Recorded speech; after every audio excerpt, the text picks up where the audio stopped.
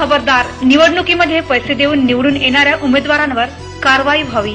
राज्य निवडणूक आयोगाला बारी समाज महिला सचिव पूजा डकरे यांनी निवेदन दिले.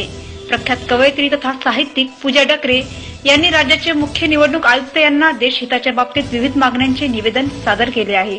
देशात राज्यात होणाऱ्या निवडणुकांमध्ये मोठ्या प्रमाणात पैशाच्या देवाणघेवाणीचे व्यवहार होत आहेत. त्यामुळे लोकशाहीला धोका निर्माण झाला आहे. आर्थिक देवाणघेवाणीमुळे योग्य उमेदवार पुढे येऊ शकत नाही.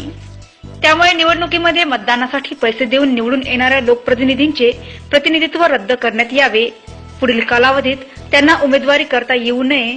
त्याचप्रमाणे मतदान करणे सर्व नागरिकांना बंधनकारक करण्यात यावे. या प्रकारच्या मागण्या करण्यात आल्या आहेत. महावाईसाठी संतोष ढिवरे, जळगाव. नमस्कार, मी पूजा डकरे. मी आपल्या राज्याचे मुख्याधिकारी निवडणूक आयोग यांना एक निवेदन दिलेलं आहे. जे निवेदन आपल्या लोकशाहीसाठी आणि विकासासाठी अतिशय महत्त्वाचं असं निवेदन आहे. निवेदनामध्ये मी काही बाबी दिलेल्या आहे, ज्या बाबी सर्व नागरिकांच्या लक्षात येतात, पण पुढे कोणी आवाज उचलत नाही. त्याच्यामुळे मी ते निवेदन मुख्याधिकारी निवडणूक आयोग मुंबई यांना सादर केलेलं आहे. निवडणुकीमध्ये मी महत्त्वाची बाब म्हणजे अशी दिलेली आहे की निवडणुकीमध्ये पैसे देणे घेण्याचे व्यवहार होतात आणि त्या देण्या घेण्याच्या व्यवहारामुळे योग्य उमेदवार हे पुढे येऊ शकत नाही. योग्य उमेदवाराला, ज्याला विकास करायचा आहे, त्या उमेदवाराला विकास करण्याची संधी मिळत नाही.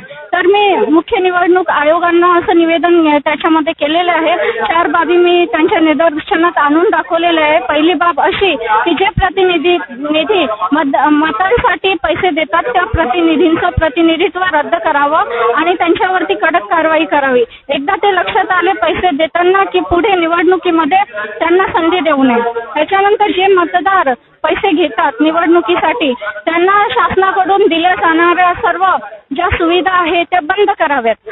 त्यानंतर जे नागरिक मतदान करत नाही अशा नागरिकांचा नागरिकत्व शक्यतोवर रद्द करावं. रद्द होत नसेल तर त्यांच्यावरती कडक कारवाई करावी.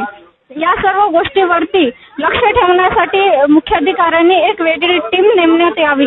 त्यानंतर आपण बघतो आहे की आपल्या राज्यामध्ये बऱ्याच ठिकाणी बोगस मतदान होतं आहे. एकाच नागरिकाचं 2दा नाव येत आहे. त्यानंतर जे व्यक्ती हयात नाही अशा नागरिकांचे सुद्धा मतदान यादीमध्ये नावं आहे. ते नावं लवकरात लवकर काढल्या जावे.